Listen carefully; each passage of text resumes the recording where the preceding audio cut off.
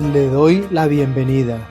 Hoy es domingo, 15º del tiempo ordinario. Hoy es 16 de julio de la 15ª semana del tiempo ordinario. Suplicamos la memoria obligatoria de Nuestra Señora del Carmen en Colombia. Carmen, Madre de Dios y de los pecadores. Seguimos haciendo nuestra lectura dominical en el ciclo A del evangelista Mateo. Dispongamos nuestro oído, la mente, el corazón para escuchar el evangelio del día.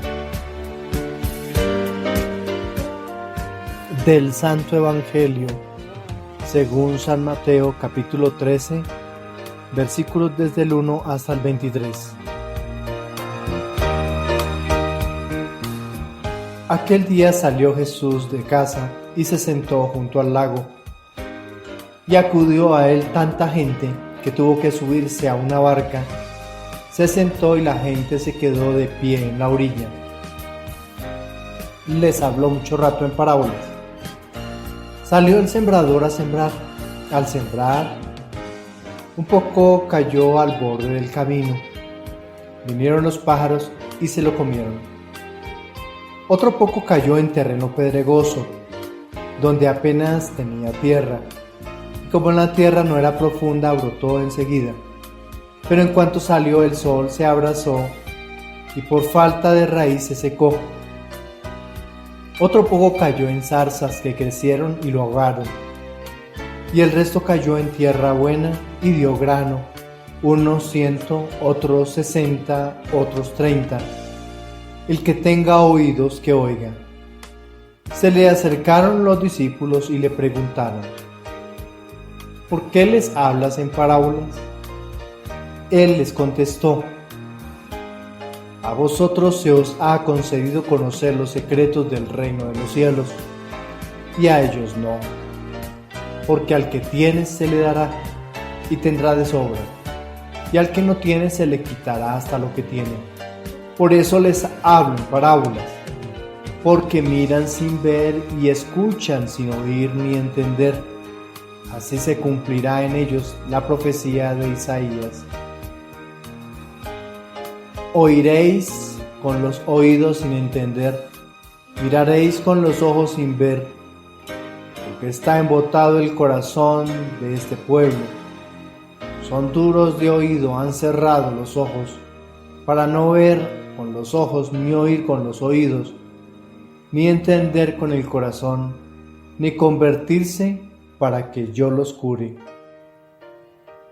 Dichosos vuestros ojos, porque ven, y vuestros oídos, porque oyen.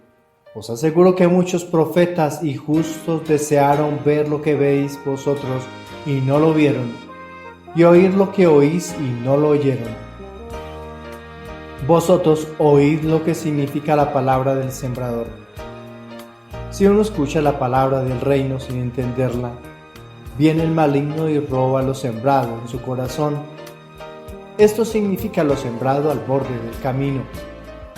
Lo sembrado en terreno pedregoso significa el que la escucha y la acepta enseguida con alegría, pero no tiene raíces, es inconstante, y en cuanto viene la dificultad o la persecución por la palabra, sucumbe. Lo sembrado entre zarzas significa el que escucha la palabra, pero los afanes de la vida y la seducción de las riquezas la ahogan y se queda estéril.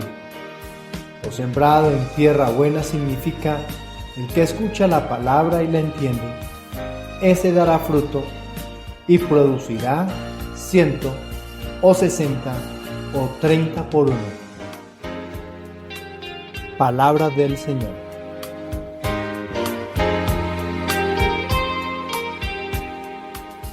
Los invito en este domingo a ir a la lectura de cada uno de los textos bíblicos propuestos por la liturgia de hoy, para luego meditar y contemplar su reflexión.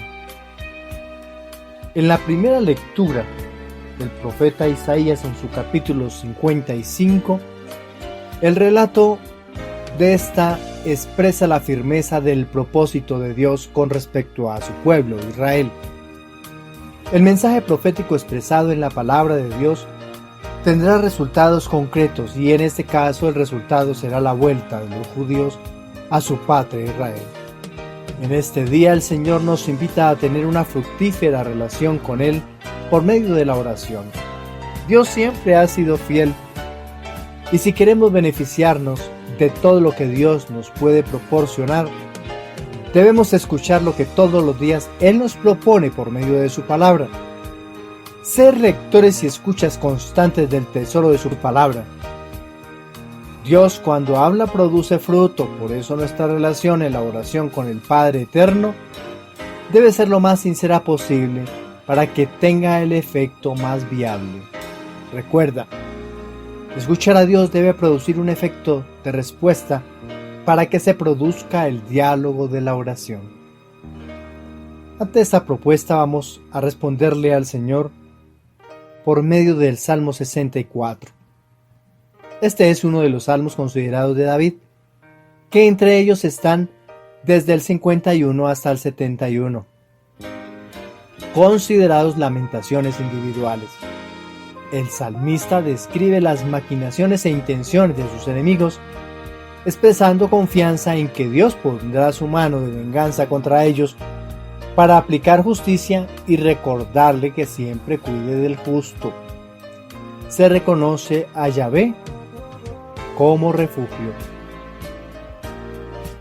Nuestra segunda lectura. El apóstol Pablo nos invita, igual que lo hizo a la comunidad de Roma, a perseverar hasta alcanzar la resurrección o la salvación, a desvelarse y desgastarse por conseguir lo prometido, el reino. Si para algunos es dificultuoso y se necesita esfuerzo para conseguir su príncipe o princesa azul, alcanzar una buena o productiva carrera o acertar con un ingreso sostenible, el apóstol nos invita a esforzarnos de igual manera para conseguir la salvación, porque ella es eterna, mientras que las cosas materiales son pasajeras. Aunque nosotros los bautizados no hayamos visto a Dios ni a su Hijo, confiamos en el testimonio que desde más de 2000 años hemos recibido de nuestros ancestros y esperamos esa promesa. Hoy nos invitan a seguir confiando para disfrutar de la esencia final, la salvación. La propuesta del Evangelio. Terminado el acontecimiento con la familia de Jesús, se inicia el discurso parabólico, una manera pedagógica de Jesús para enseñar y dar a entender su misión en el mundo: ser reino de los cielos o salvación.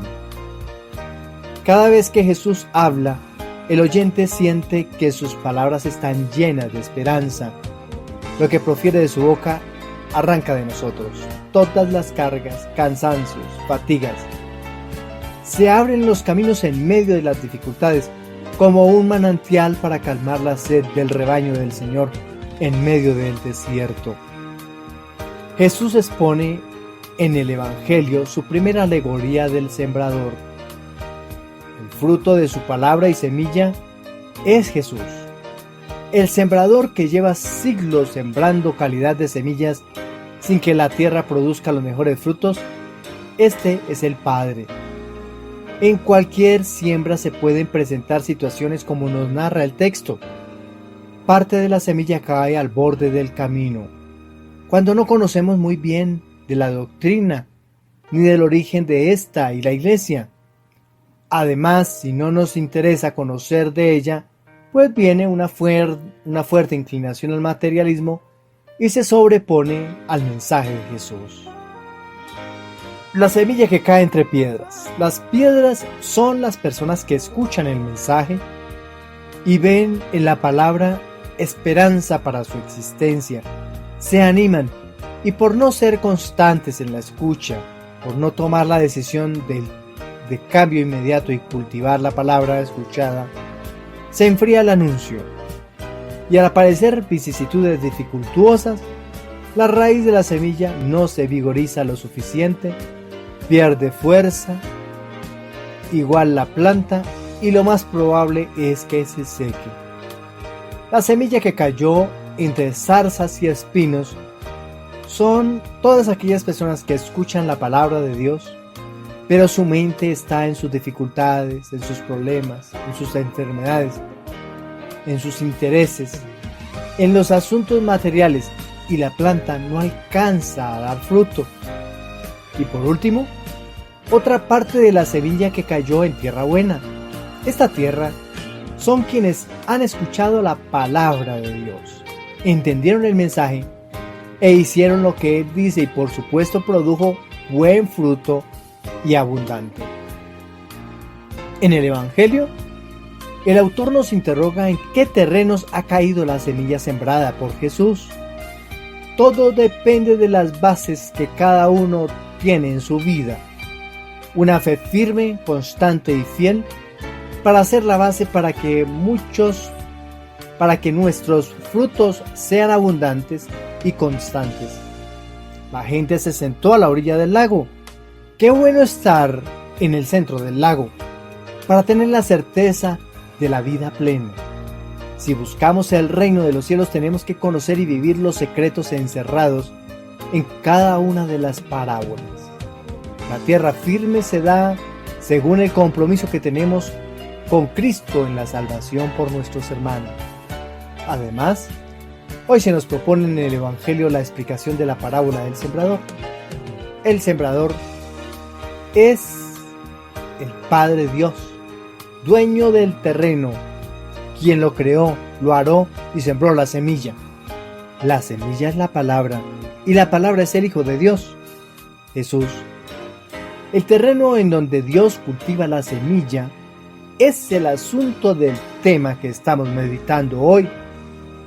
El fruto que de la semilla depende tan solo del terreno, si está bien preparado, abonado y tiene buenos insumos. El amable lector de la palabra, y tú que me estás escuchando, es el terreno. ¿En cuál de todos estás? ¿Al borde del camino? ¿En terreno pedregoso? ¿En medio de zarzas? ¿O en tierra buena? Para saber, hemos de ver nuestros frutos, tus frutos, y tendremos la respuesta, cuestionándonos: ¿soy espiritual? ¿Soy lector constante de la palabra de Dios, de las Sagradas Escrituras? ¿Me siento realizado? ¿Soy una persona de paz? ¿Soy optimista? ¿Mi familia es feliz y unida? ¿Trabajamos todos por el reino? Por tal razón, la indiferencia no hace parte de la construcción del reino, ni sirve para asfaltar el camino hacia el cielo. Para todos un feliz domingo, feliz día, feliz comienzo de semana, y el Dios Todopoderoso derrame su bendición abundante sobre nosotros, sobre nuestra vida, sobre nuestra nación y sobre las dificultades que en este momento estamos afrontando. Bendiciones. Pues sois de nuestro consuelo. Hoy es 16 de julio de la 15ª semana del tiempo ordinario. Suplicamos la memoria obligatoria de Nuestra Señora del Carmen en Colombia. Carmen, Madre de Dios y de los pecadores, especial protectora de los que visten tu sagrado escapulario, te suplico por lo que Dios te ha engrandecido escogiéndote para verdadera madre suya, me alcances de tu querido Hijo Jesús el perdón de mis pecados, la enmienda de mi vida, la salvación de mi alma. En el Monte Carmelo, cuya belleza es ensalzada por la Sagrada Escritura, se refugió Elías al defender la pureza de la fe en el Dios de Israel. En el siglo XII, unos ermitaños vivieron en aquel monte. Posteriormente, en el siglo XIII, estos ermitaños se reunieron en una familia religiosa bajo la regla que les había dado Alberto, patriarca de Jerusalén, y que aprobó el Papa Honorio III. La orden desde sus inicios se puso bajo el patrocinio de la Virgen María, a quien celebramos en este 16 de julio. Nuestra Señora del Carmen.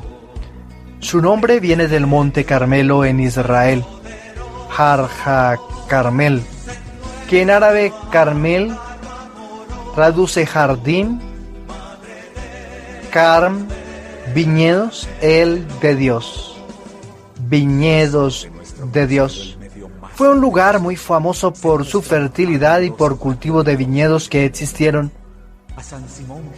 Monte sobre el cual está construida la actual Haifa.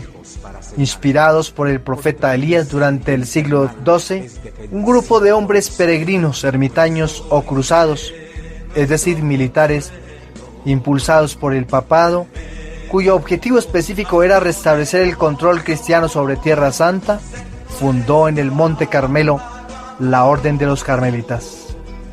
Estos llevarían al mundo en siglos sucesivos la hoy extendidísima devoción a Nuestra Señora del Monte Carmelo, referida comúnmente como Virgen del Carmen. En este monte vivió el profeta Elías, y en una ocasión en la cual Dios había castigado a su pueblo rebelde con un verano de 3 años, posiblemente entre los años 871 a 860, Elías, estando rezando en la cima del Monte Carmelo, envió a su secretario a que observara en el horizonte para ver si veía algo. El otro volvió a contarle que se veía una pequeña nube. Con esto entendió Elías que ya iban a llegar las lluvias. Y en efecto, la nube fue creciendo y se convirtió en una inmensa y muy provechosa lluvia que alegró enormemente a aquellas gentes que llevaban 36 meses sin agua.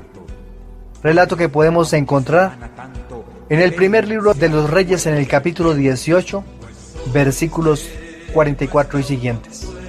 La Iglesia Católica ha creído que esa nubecilla que apareció en el Monte Carmelo era imagen o anuncio en que ese día traería abundantes bendiciones y sería un lugar de fructíferos intentos y trabajos, de la misma manera como es su tierra. Desde hace muchos años, en el siglo XII, se reunieron en el Monte Carmelo varios monjes, hombres, peregrinos, ermitaños o cruzados, a rezar y a hacer penitencia, inspirados en el profeta Elías. La gente los llamaba los carmelitas. Con estos acontecimientos se funda en el Monte Carmelo la Orden de los Carmelitas. Estos religiosos le tenían una gran devoción a la Santísima Virgen y le erigieron un templo en esa hermosa montaña.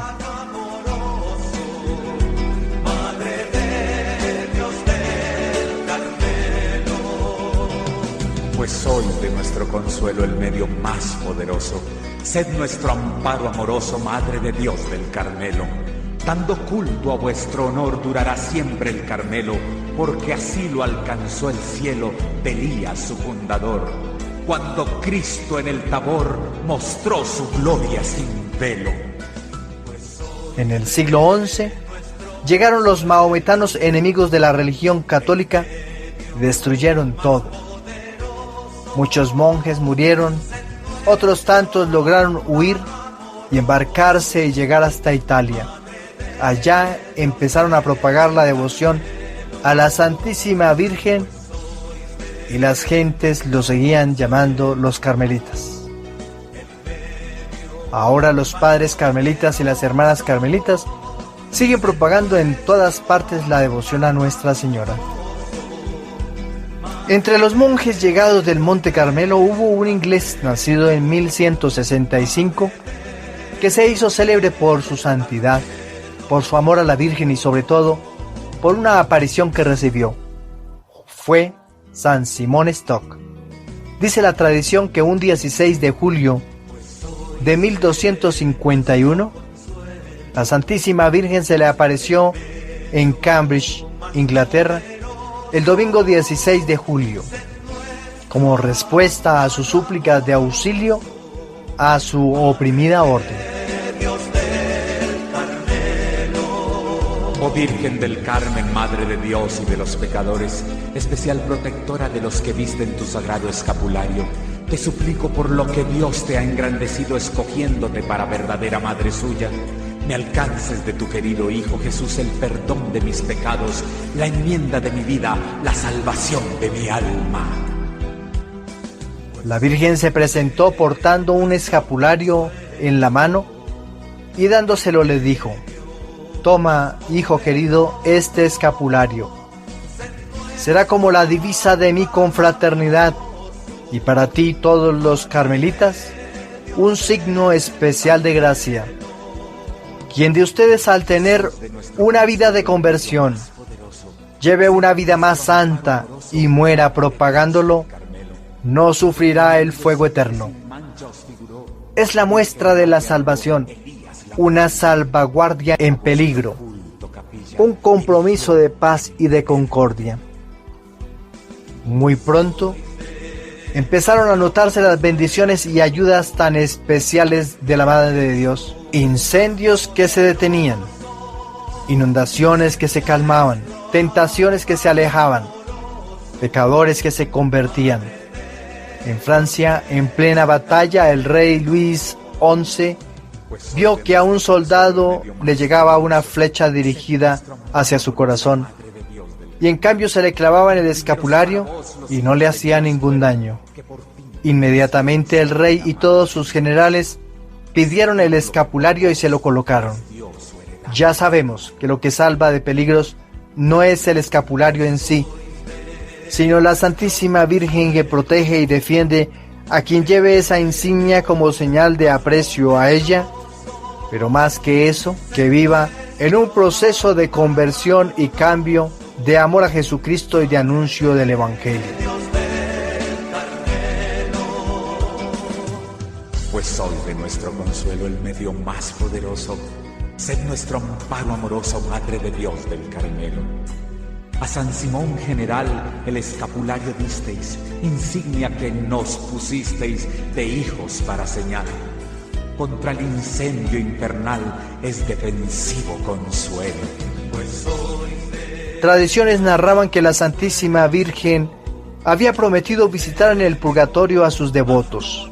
Por eso, la devoción a la Virgen del Carmen está muy ligada a la devoción a las benditas almas y es patrona de los fieles difuntos. La Santísima Virgen del Carmen es la advocación que nos acerca a la Madre de Dios.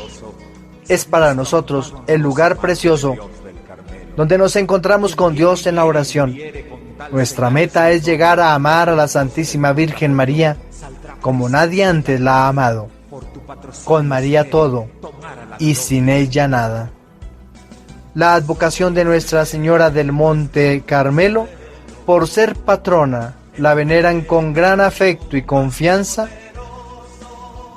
los marineros y pescadores, por ser patrona de los mares, los conductores, los habitantes de más de 78 ciudades españolas, de Chile, de 5 diócesis de Colombia, arquidiócesis de Villavicencio, diócesis de Ismina Tadó, Líbano Honda, La Dorada Guaduas, y del Vicariato Apostólico de Puerto Carreño, y otras tantas ciudades más como Granada, Cartago, y del apartado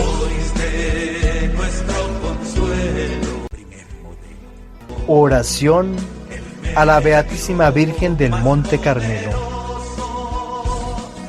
Oh piadosísima Virgen, tú que 9 siglos antes de existir fuiste vista en profecía por el siervo de Dios nuestro Padre el profeta Elías y venerada por sus hijos allá en el Carmelo, tú que en carne mortal te dignaste visitarles y le dispensaste celestiales consuelos, tú que vigilas siempre por la virtuosa familia que tuvo por superior a tu estimado hijo San Simón Stock, por padres y reformadores a la seráfica, virgen y mística doctora Santa Teresa de Jesús, y al esclarecido y extático San Juan de la Cruz, así como por una de las dignísimas hijas a la ejemplar esposa de Jesucristo, Santa María Magdalena de Pacis, tu devotísima sierva, tú que engalanaste a dicha orden con la estimable prenda del santo escapulario, y en fin tú,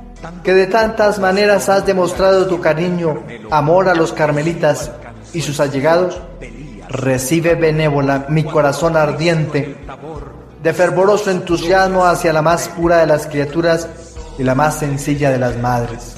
No permitas, Señora, que el león rugiente asuste mi espíritu en el camino de la perfección y haz que logre arribar al salvamento de la gloria, como lo has alcanzado de tu divino Jesús, para los que invocándoles con fe e imitando vuestras virtudes, murieron piadosamente con tu enseñanza.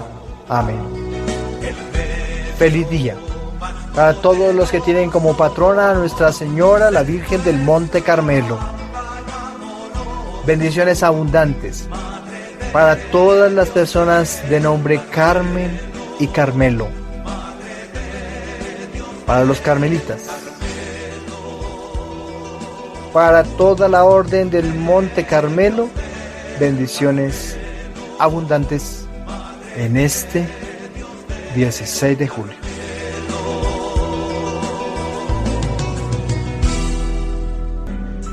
Flores de vuestro Carmelo son la variedad de santos, profetas, mártires tantos, vírgenes y confesores, pontífices y doctores, que hacen vuestro monte cielo.